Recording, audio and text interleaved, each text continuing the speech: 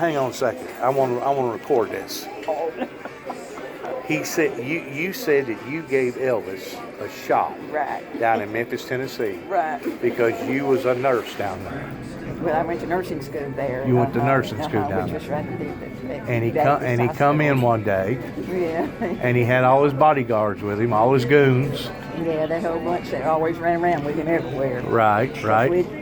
We, you know, when the girls there in the dorm, when we'd go downtown or something, a lot of times we'd see them. Maybe sometimes because they were a bunch of them around. Sure. Do you remember what the shot was for? Was it a flu shot or Well, no, penicillin shot or something? No, he was going to surgery for. He had hurt something, and he was having to go to surgery, so it was a pre-op shot. Okay. To go. Okay. He broke his little pinky finger playing touch football. That's it. He broke his little pinky finger playing touch football. With those balls. They had to do surgery, reset it. Had he already made it big as far as in the record industry? Yeah, he was Really? famous. He was already rocking and a rolling then, Yeah. doing the shaking up on top of the stage. Yeah. Wow, that's something to brag about. You remember what year it was?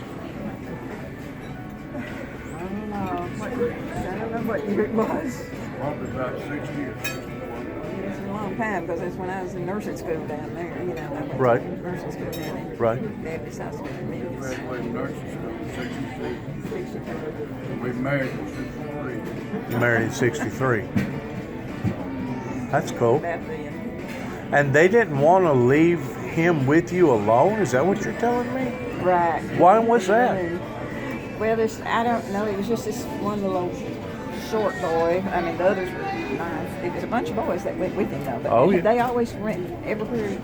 Because we'd go downtown sometime and see this bunch, you know, with him all the time. Right. A bunch of us girls would go. But anyway, they just did. Was they just concerned towards being his bodyguard, towards not wanting to leave him alone? Is that what it was? Yeah. Really? I guess so. In other words, Yeah. they watched him like a hawk because that was their cash cow, Right, yeah. and they knowed it. Yeah. In other words, that was their bread and butter right there. Right. So, and plus that was probably their job in watching him and making sure that he wasn't beat up on or assassinated or possibly poisoned or something. You know what I'm saying? That was their job. So they're going to be overly concerned Yeah. with somebody making that kind of money. But we had Elvis's mother in the hospital just right before him. Oh, you did? So he was, you know, we saw him then, and he was nice. But, you know, I don't know why they... Was he nice? Yeah. Was he? He was. But they were smarties. they thought they were great going around with him, I think. What was she in there for? Do you remember? No, not really. She was just sick, but she got well. We just had her in the hospital. Right. Well, thank you for telling me that story. I appreciate that, because to meet somebody who has actually touched Elvis Oh, yeah. or pricked him with a needle, I did. And I saved that needle too. you Still got the needle. still got the needle, still got the yeah, I hear you. Well, yeah, The syringe. The syringes that you throw away, you know, but Right. I kept it. Right. Good for you. Yeah.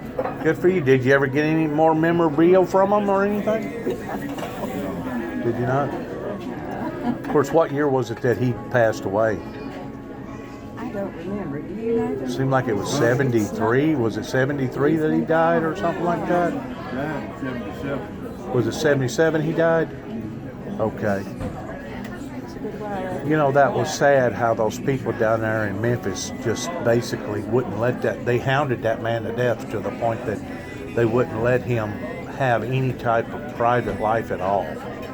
I mean, it got to the point that he couldn't even load up and go down the road to the 7-Eleven and get him a cold drink without just a mob of people attacking him everywhere he went. And I think that, That was why that bunch of boys went with him, I guess. I'm They sure. were watching out. I'm sure, because somebody like that, you know, that becomes that famous and that powerful, they're a target. Right. And if somebody was to kidnap him, there ain't no telling what the organization that he had built would be willing to pay for ransom to get him back all in one piece. That's right. So yeah, there's a cost in fame.